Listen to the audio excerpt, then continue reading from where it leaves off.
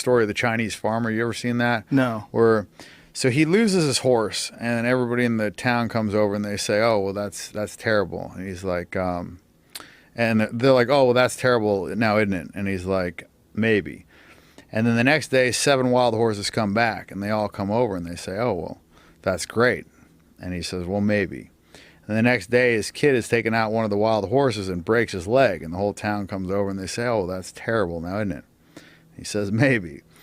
And the next day, the conscription officers come over and they're, taking people into the military to go fight, and they pass by his son because he's got a broken leg, and the whole town comes over and they say, "Oh, that's great now, isn't it?" He says, "Maybe."